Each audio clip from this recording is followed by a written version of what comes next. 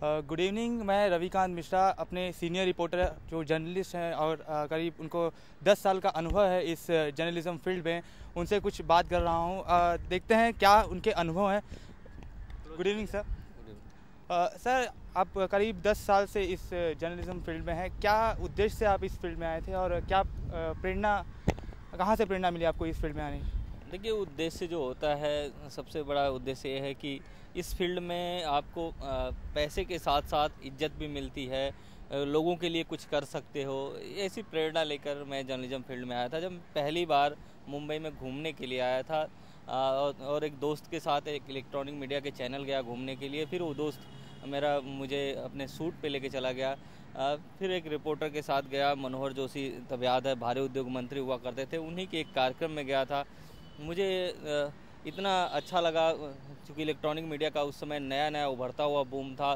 सन 2000 का वक्त था, तो बड़ी इज्जत मिली। इसके बाद मुझे लगा कि इस फील्ड में जाना चाहिए, इस फील्ड में लोगों के लिए हम कुछ कर सकते हैं और इस फील्ड में पैसे भी हैं और इज्जत भी है। इसलिए मैंने इस फील्ड को चूज किया और तभी मैंने एमएससी करके आया था। हालांकि दूसरे जॉब भी मेरे पास ऑफर थे उस समय, लेकिन मैं इस फील्ड में जाना पसंद किया। Thank you sir. सर, आपसे ये मुझे सवाल पूछना था, जो हमारे वर्ग के लोग हैं जो ऑलरेडी जर्नलिज्म इस फील्ड में पढ़ाई कर रहे हैं, आगे भी पढ़ना चाहेंगे, उनके लिए आपको क्या लगता है कि उनके अंदर क्या गुण होने चाहिए एक अच्छा जर्नलिस्ट बनने के लिए?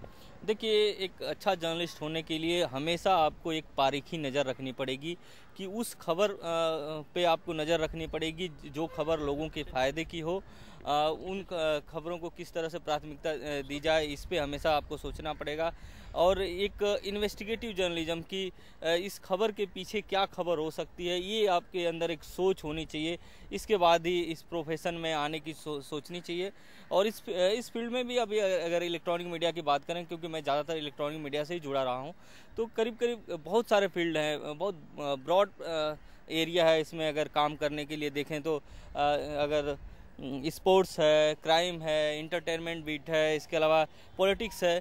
अब आपकी रुचि किस में है, उसी फील्ड को चुनना चाहिए जिसमें आपका इंटरेस्ट हो। अगर आप स्पोर्ट्स में ज़्यादा इंटरेस्ट रखते हैं तो आपको स्पोर्ट्स की रिपोर्टिंग करनी चाहिए, क्योंकि स्पोर्ट्स में आप अच्छा बेटर दे सकते हैं। स्पोर्ट्स में लोगों को ज़्यादा अच्छी तरह से जानते हैं, उन खबरों को आप अच्छी तरह से पकड़ पाएंगे, इसलिए स्पोर्ट्स में जाना चाहिए। अगर आप इंटरटेनमेंट में आपकी का इंटरेस्ट है, जैसे आप रुपहले पर्दे से ज़्यादा इम्प्रेस हैं, तो आपको उस लाइन में जानी चाहिए, क्योंकि उसमें आप अच्छा कर सकते हैं।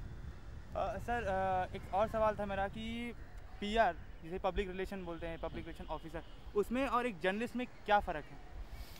देखिए, दोनों ही पब्लिक से जुड़े हुए हैं, लेकिन दोनों में काफ़ी बड़ा अंतर है। अगर पब्लिक रिलेशन ऑफिसर जो होता है, एक कंपनी के लिए काम करता है और उसका काम है कि कंपनी से लोगों को किस तरह से जोड़ा जाए। लेकिन जो एक जर्नलिस्ट होता है, उसका काम होता है कि समाज में जो कुछ भी बुराइयां उसको दिख रही हैं, या समाज में किसी भी अच्छी चीज़ से भी, जैसे उसका किसी का भला हो सकता हो, ऐसी खबरों को प्राथमिकता देना। और इसके लिए उसको चाहे थोड़े कष्ट भी उठाने पड़ते हैं, वो जर्नलिस्ट करता है। तो बेसिक अंतर ये है। और अगर जो दूसरी सबसे अंतर की बात करें तो जो पीआर होता है वो अपने मालिक के इशारे पर काम करता है, लेकिन एक जो जर्नलिस्ट होता है एक ऑर्गेनाइजेशन से ज़रूर जुड़ा होता है, लेकिन कुछ उसके अपने विचार होते हैं, कुछ अपने थॉट्स होते हैं, और कुछ लोगों के लिए वो करना चाहता है और वो करता है। और बहुत सारे जो ऑर्गेनाइजेशन है उसमें उसको अभिव्यक्ति भी मिलती है कि इस तरह के वो काम कर सके, लेकिन पीआर एजेंसी में इस तरह का नहीं है। लेकिन अगर दोनों के पॉइंट ऑफ व्यू को देखें तो दोनों का जॉब लगभग सेम है। सर, एक सक्सेसफुल, एक कामयाब जर्नलिस्ट जो है, क्या वो एक पब्लिक रिलेशन ऑफिसर बन सकता है? जी बिल्कुल, एक कामयाब जर्नलिस्ट कामयाब पब्लिक रिलेशन ऑफिसर बन सकता है कि नहीं, इस पे ज़रूर सवाल उठाए जा सकते हैं। लेकिन पब्लिक रिलेशन ऑफिसर आराम से बन सकता है, क्योंकि जब एक कामयाब जर्नलिस्ट होता है तो उसके कॉन्टैक्ट्स भी अच्छे होते हैं, बड़ी बड़ी कंपनियों से उसके जान पहचान होते हैं, बड़े लोगों से जान पहचान होता है। और जो एक पीआर एजेंसीज होती हैं, जिसको भी अपॉइंट करती हैं, वो यही चाहती हैं कि उसका जो कॉन्टैक्ट्स हो अच्छे लोगों से हो, बड़े लोगों में वो अपना काम निकलवा सकें। इसलिए जो एक जर्नलिस्ट है वो पीआर आसानी से बन सकता है। लेकिन जो बेसिक अंतर होता है, जैसे एक सीमा पर जवान है, एक मिलिट्री का है, वो तैनात है और उसको रिटायरमेंट के बाद जिस तरह से बैंक के बाहर पोस्टिंग दे दी जाती है, उसी तरह का लगभग उसकी हालत होगी। क्योंकि एक जर्नलिस्ट होगा तो लोगों के लिए लड़ेगा, लोगों के लिए काम करेगा, लोगों के फ़ायदे की सोचेगा। लेकिन जब वो एक पीआर कंपनी में जाएगा तो उस कंपनी के बारे में सोचेगा कि इस कंपनी का कैसे फ़ायदा कराया जा सकता है, इस कंपनी के हित में कैसे लोगों को जोड़ा जा सकता है। सर, आज के दौर में काफ़ी कंपटीशन है इस फील्ड में, जर्नलिज्म फील्ड में, और जहाँ तक जानते हैं कि प्रिंट मीडिया और इलेक्ट्रॉनिक मीडिया दोनों का एक अपना ही रुतबा है। यहाँ पर इलेक्ट्रॉनिक मीडिया और प्रिंट मीडिया दोनों का क्या प्रभाव है जनता पे, और इस पर जनता कैसे रिएक्ट करती है? बिल्कुल, दोनों का ही अपना अपना प्रभाव है। जिसके पास भी बड़ी खबरें लगती हैं उसका सबसे पहला प्रभाव होता है, चाहे वो इलेक्ट्रॉनिक मीडिया हो या प्रिंट मीडिया हो।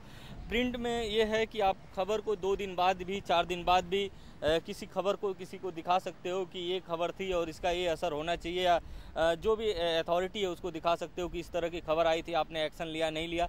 लेकिन ये इलेक्ट्रॉनिक में एक बार खबर आती है फिर चली जाती है।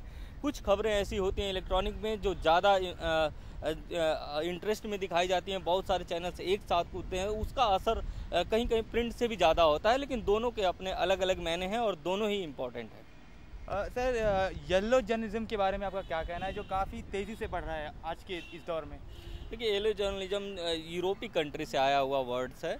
येलो जर्नलिज्म बेसिकली यूरोप में पैसे लेके जो पत्रकार किसी के बारे में अच्छाइयाँ लिखते थे, गुणगान करते थे, उसको एक येलो पेज पे लिखते थे, इसलिए उसको येलो जर्नलिज्म कहा जाता था। इंडिया में भी अब ये कल्चर धीरे धीरे पनपने लगा है, जिसको इंडिया में अगर इसकी बात करें तो पेड न्यूज़ कहा जाता है। खासकर ये पेड न्यूज़ जो है इलेक्शन के समय ज़्यादा देखने को मिलता है, चाहे देश का इलेक्शन हो या किसी राज्य का इलेक्शन हो।